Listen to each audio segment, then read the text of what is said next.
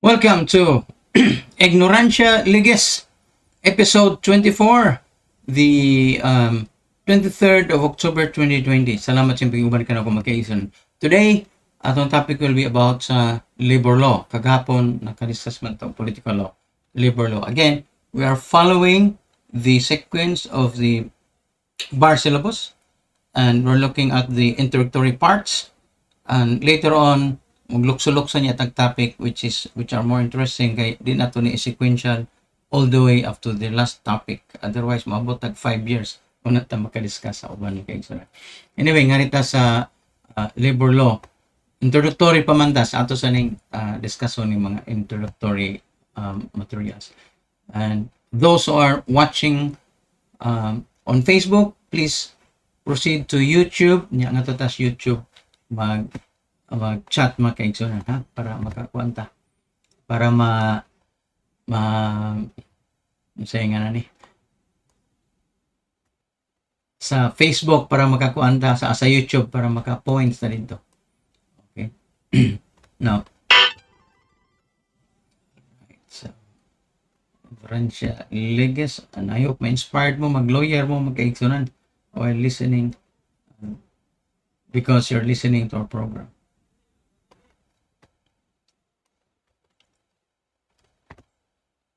Okay, embrace ka. Diyan itong headline sa tanong usapon.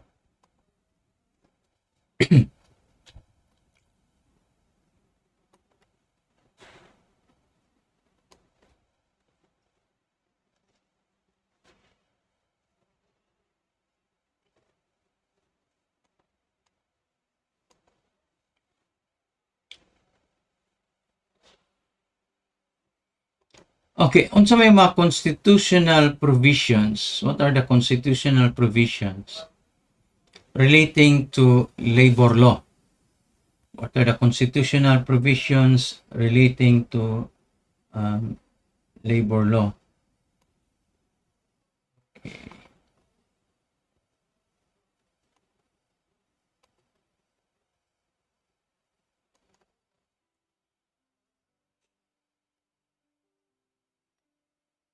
Okay. Constitutional provisions relating to and civil code provisions relating to labor law. Ato siyang discussion. Okay.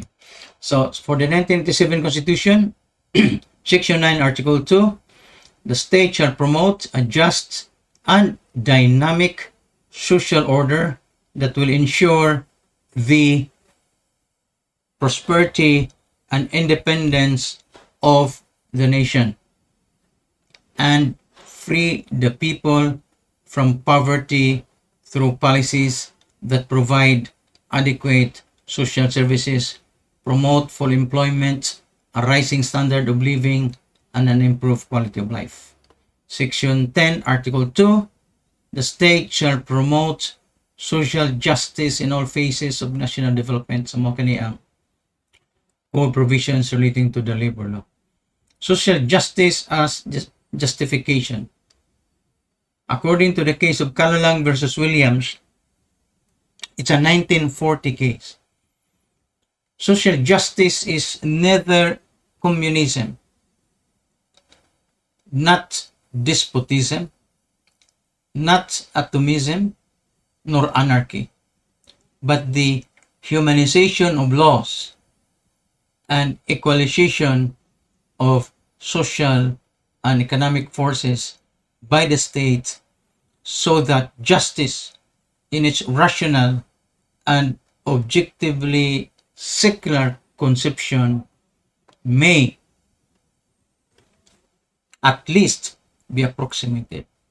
Social justice means the promotion of the welfare of all the people, the adoption by the government of measures calculated to ensure economic stability of all the component elements of society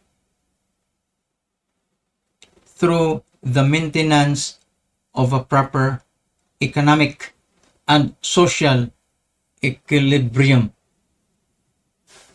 in the interrelations of the members of the community constitutionally through the adoption of measures legally justifiable or extra-constitutionally through the exercise of powers underlying the existence of all governments on the time-honored principle of salus populi est suprema lex.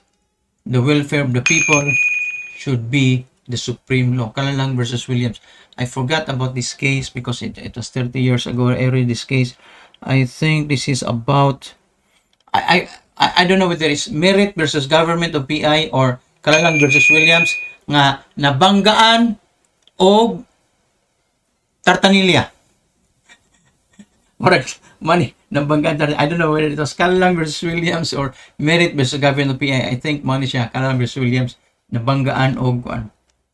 And I think kinis Williams murag Governor General or something or one of those secretaries sa kuan during the American era 1940 bening a case.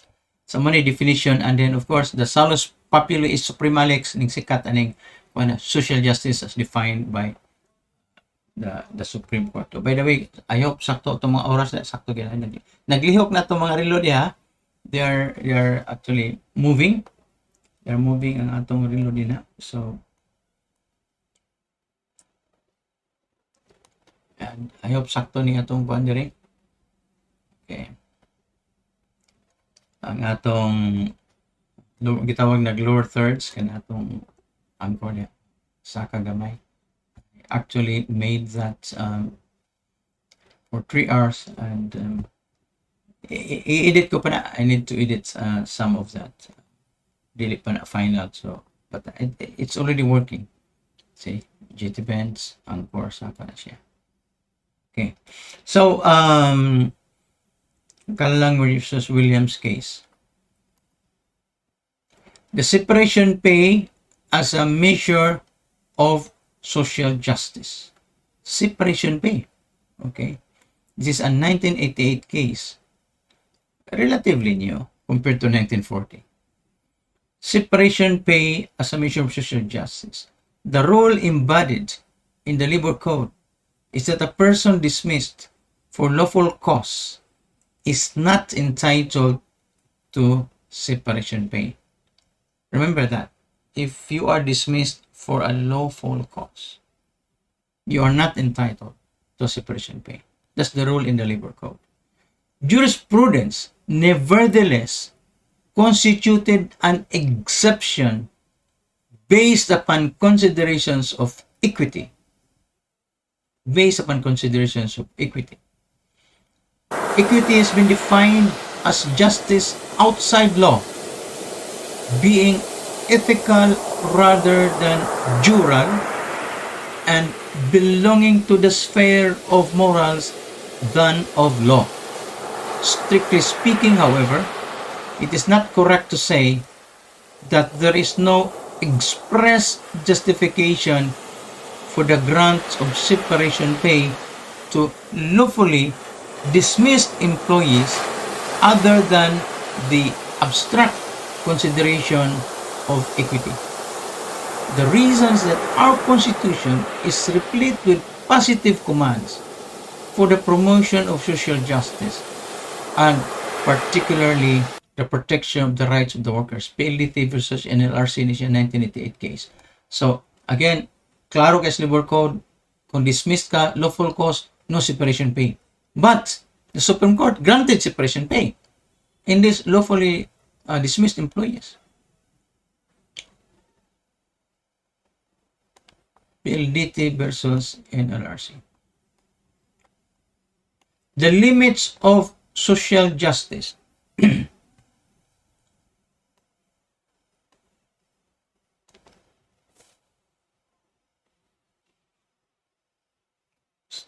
Kumusta mo diya maka-examnan? Chat. Okay, tanpa ha. Legis chat scene.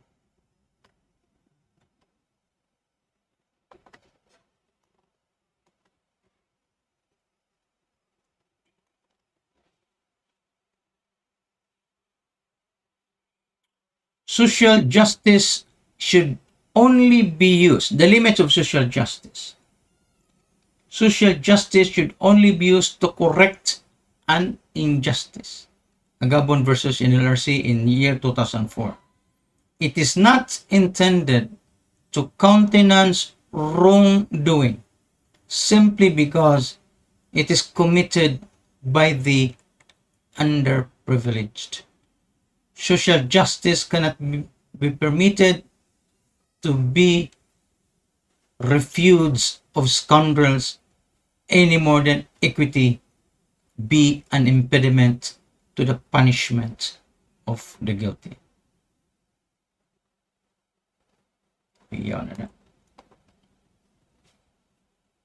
Those who invoke social justice may do so only if their hands are clean and their motives blameless, and not simply because they happen to be poor. Terrazona versus Phil EDS Technoservice in 2009.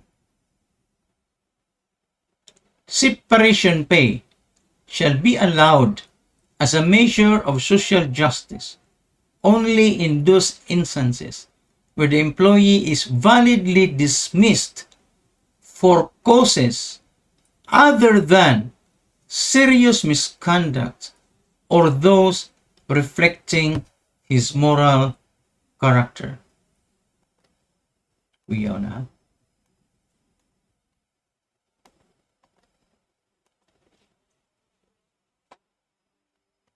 Where the reason for the valid dismissal is, for example, habitual intoxication or an offense involving moral turpitude like theft or illicit sexual relations with a fellow worker, the employer may not be required to give the dismissed employee separation pay or financial assistance or whatever other name it is called on the ground of social justice. PLDT versus NLRC 1988. So, kung ang grounds, lisod ni siya ha, mag-example exception to exceptions. General rule. Lawfully dismissed, no separation pay. General rule. If you're lawfully dismissed, the employee is lawfully dismissed, no separation pay. But social justice. Under social justice, the employee, even if you are lawfully dismissed, this is an exception, this is the exception, can be given separation pay based on equity. Lawfully dismissed, except exception to the exception. This goes back to general rule. Except, this is the exception to the exception, except when the valid cause for the dismissal reflects on serious misconduct or moral character, moral turpitude.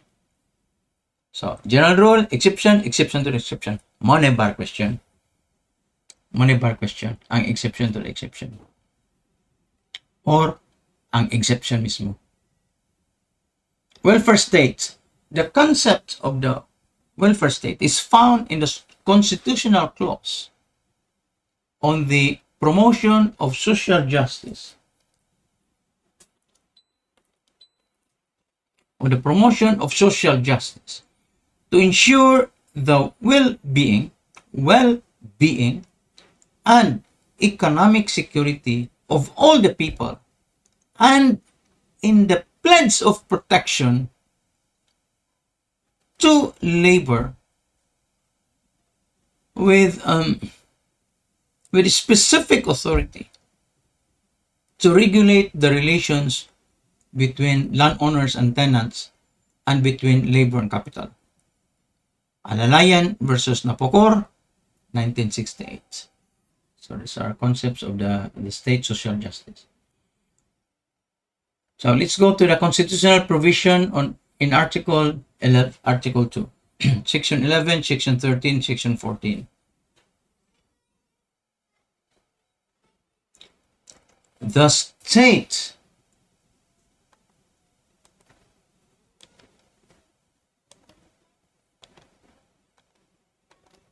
The state values the dignity of every human person and guarantees full respect for human rights.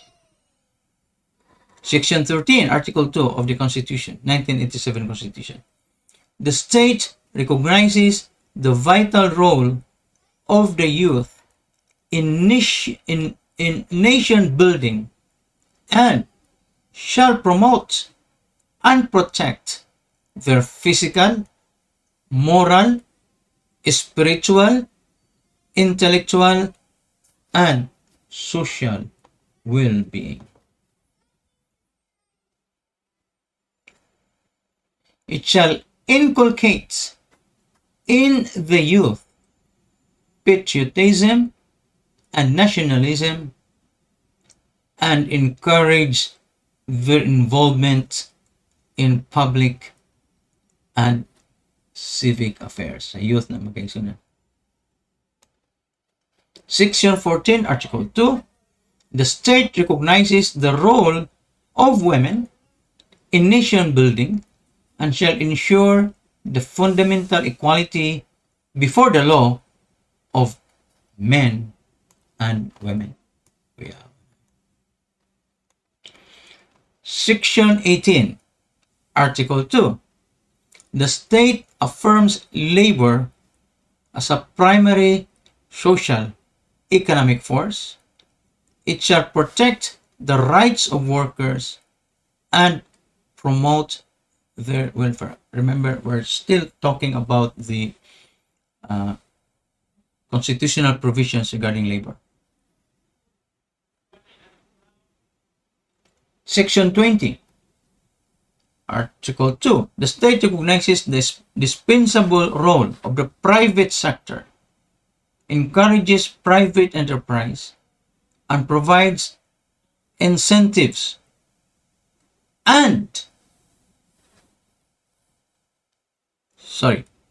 to needed investments. If you go to Article 13, Section 3, the state shall promote the principle of shared responsibility between workers and employers and the preferential use of voluntary modes in settling disputes, including conciliation, shall enforce their mutual compliance to foster industrial peace. Mutual compliance therewith to foster industrial peace. The state shall regulate the relations between the workers and employers, recognizing the rights of labor to its just share in the fruits of production and the rights of enterprises to reasonable returns and to expansion and growth. Iyaw sa ning mga provisions din, kay mga provisions sa itong constitution ay pero sas kuan ba na implemented ba? So, kayo. Laissez-faire.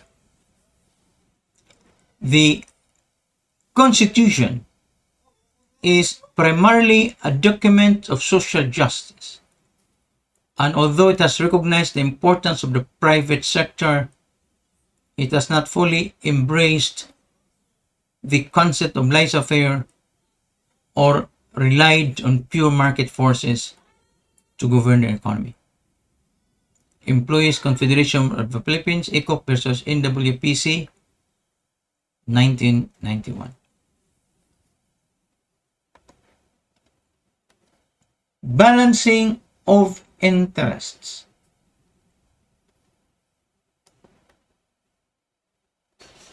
Balancing of interests. It is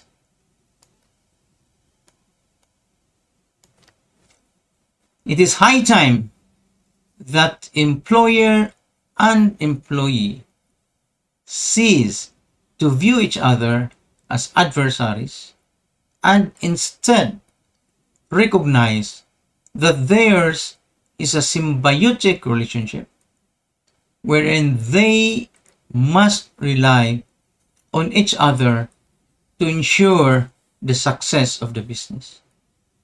When they consider only their own self-interests, and when they act only with their own benefit in mind, both parties suffer from short-sightedness, failing to realize that they both have a stake in the business. The employer wants the business to succeed, considering the investment has been made. The employee in return wants the business to succeed, as continued employment means a living and a chance to better one's lot in life. It is clear then that they both have the same goal, even if the benefit that results may be greater for one party than the other. If this becomes a source of conflict, there are various more amicable means of settling disputes and of balancing interests that do not add fuel to the fire and instead open avenues for understanding and cooperation between the employer and the employee. Toyota Motors workers versus NLRC in year 2007. Okay.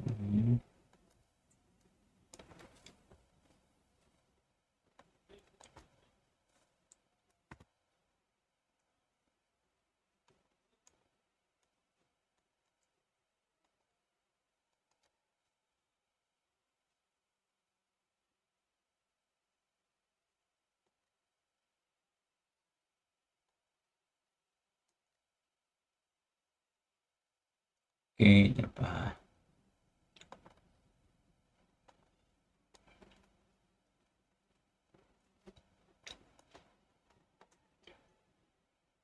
Section 1, Article 3 of the Constitution. Again, we're still on the constitutional provisions relating to labor.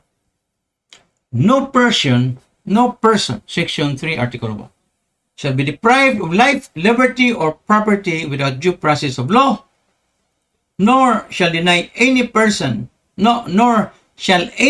be denied the equal protection of the laws. Mas muna ko. Section 1, Article 3. No person shall be deprived of life, liberty, or property without due process of law, nor shall any person be denied the equal protection of the laws.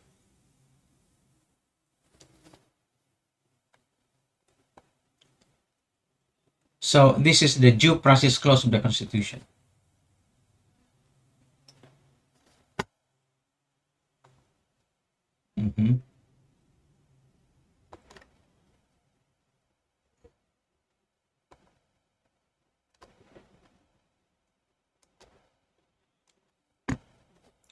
Nasa itong bagong studio. Okay, sana. Sige. Indot pa yung studio. Under the Labor Code, as amended, the requirements for lawful dismissal of an employee by his employer are twofold: the substantive and the procedural. Not only must the dismissal be for a valid or authorized cause. Remember, lahi ng valid cause, lahi ng authorized cause. Kasi nagbasa ito primero, di ka kibaw. Not only must the dismissal be for a valid cause or authorized cause as provided by law, but the rudimentary requirements of due process, basic to which are that an opportunity to be heard and to defend oneself must be observed before an employee may be dismissed. Metro I Security versus Salsona, 2007. To constitute valid dismissal from employment, two requisites must concur. Number one, the dismissal must be for a just, lahi ng just or authorized cause. So either just or authorized. And the employee must be afforded an opportunity to be heard and to defend himself. Jeffrey Nakagi versus Sulpicio Lines, 2010. I know this person. Ako ni classmate si Jeffrey sa college. I think. There's only one Nakagi I know, and I think this is his name. Jeffrey Nakagi versus Sulpicio Lines, GR number 172589, year 2010. Labor as property rights. One's employment is a property right, and the wrongful interference therewith is an actionable wrong. So, remember employment is a property right. Dili ingon nga ang property only involves buildings, property, plant, and equipment, or other things, but in this case, employment itself. Employment, although it's not thing that you can touch, employment itself is a property right. And the wrongful interference therewith is an actionable wrong. The right is considered to be property within the protection of the constitutional guarantee of due process of law. Tegson versus Miliena, 2004. Of course, property is a right goes way back 1940s, 1960s na concept na case na with our Supreme Court.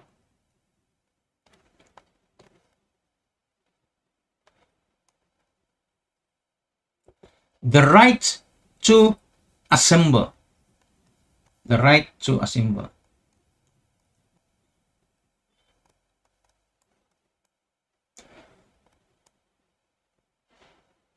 Kining right to assemble makaigsunan, and then mo tasam gutes right to form associations, an impairment of contracts, involuntary servitude.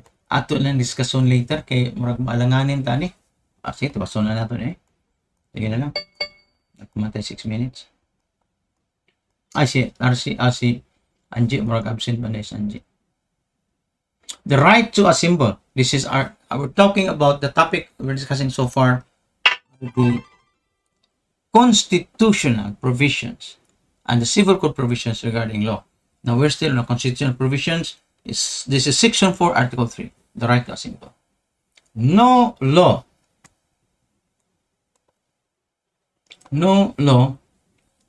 shall be passed abridging the freedom of speech or expression or of the press, or the rights of the people peaceably to assemble and petition the government for redress or grievances. Katong itong sa UP, katong sa COVID, ipangdakop sila, nagtindog naman to sila dito.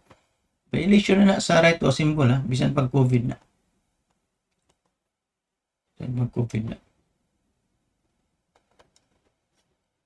Okay.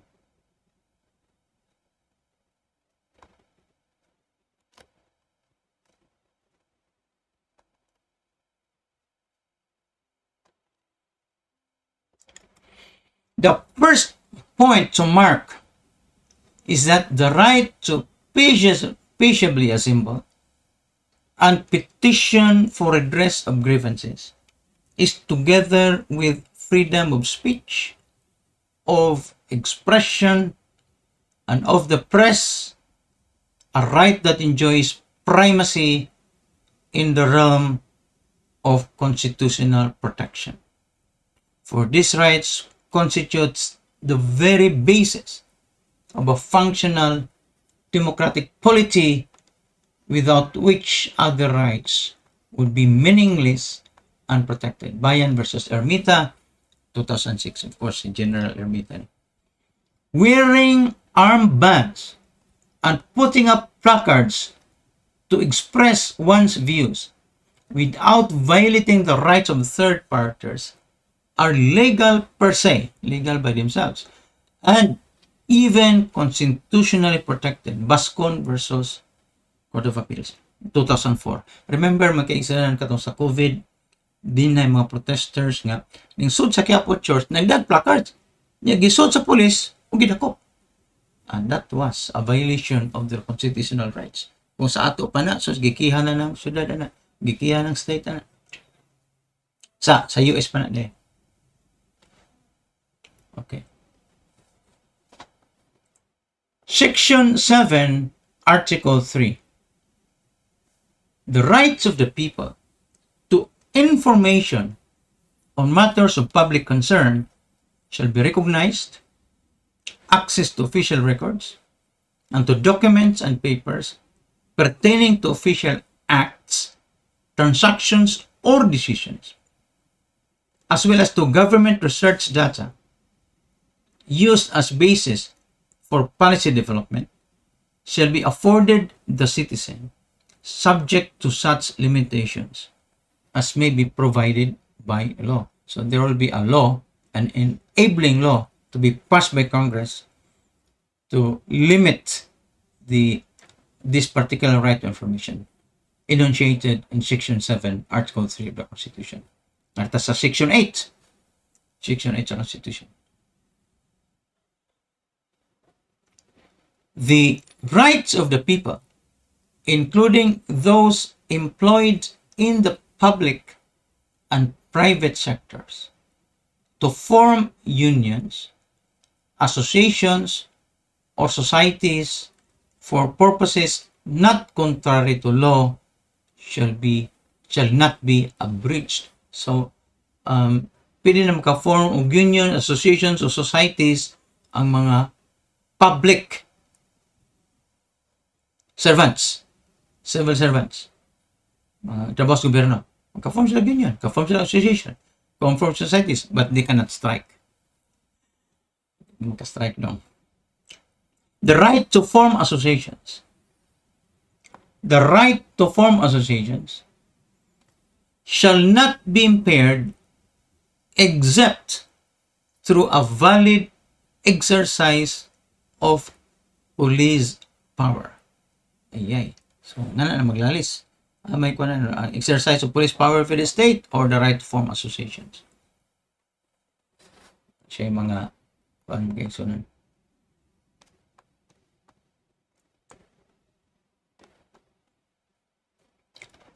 Sunod, non-impairment of contracts, still in the Constitution. Section 10, Article 3.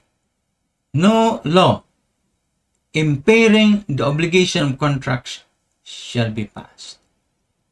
A law which changes the terms of a legal contract between parties, either in the time or mode or performance, or imposes new conditions, or dispenses with those expressed or authorizes for its satisfaction something different from that provided in its terms, is a law that impairs the obligations of a contract and is null and void. Clemens versus Nolting, a case in 1922.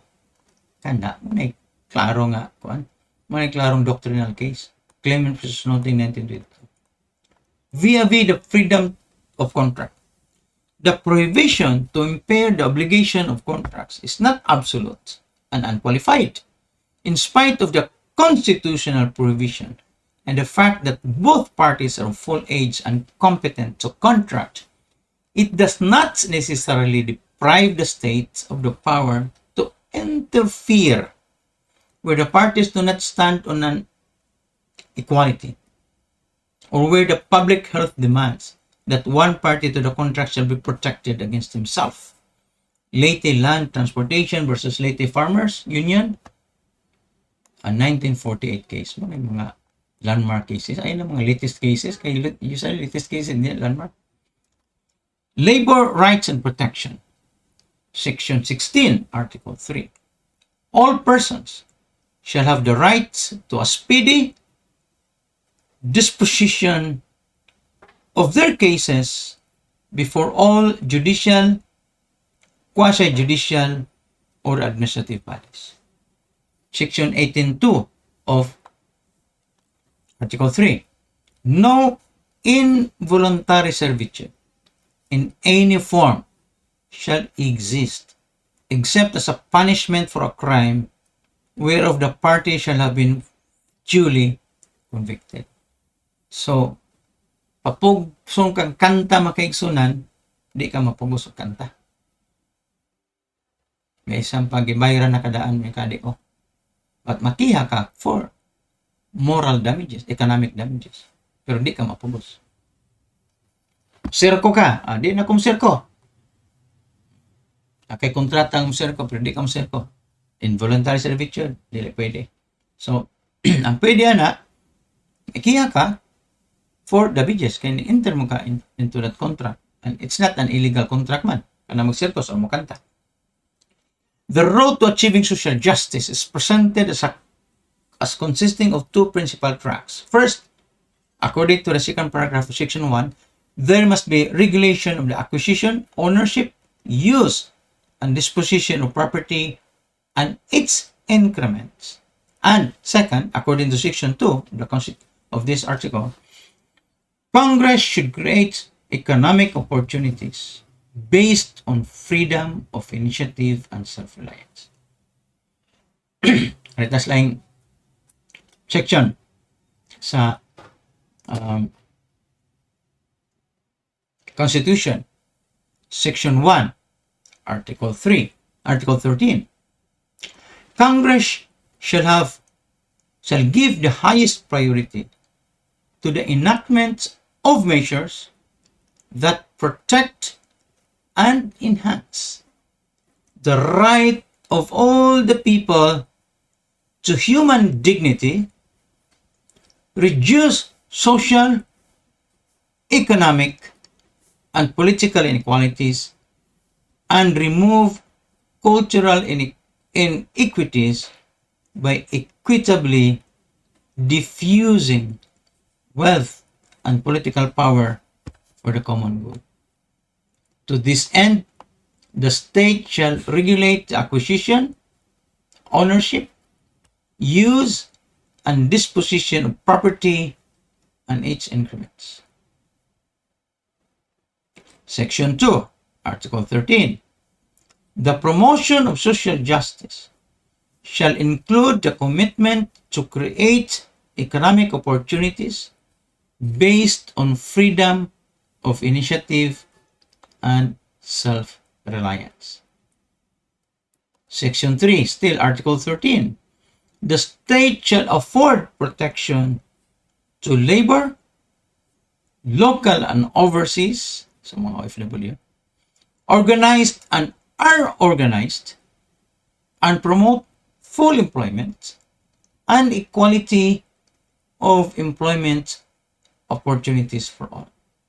It shall guarantee the rights of all workers to self-organization, collective bargaining, and negotiations, and peaceful, concerted activities, including the right to strike in accordance with law. They shall be entitled to security of tenure, humane conditions of work, and a living wage. They shall also participate in policy and decision-making processes affecting the rights and benefits as may be provided by law. Now, this is a clause found in the 1987 Constitution, but not found in the previous constitutions, the 1973 Constitution and the 1935 Constitution, which is that they shall also participate in policy and decision-making processes affecting the rights and benefits as may be provided by law. Alright, so salamat kayo makikisunan man itong discussion so far for today. Episode 24 sa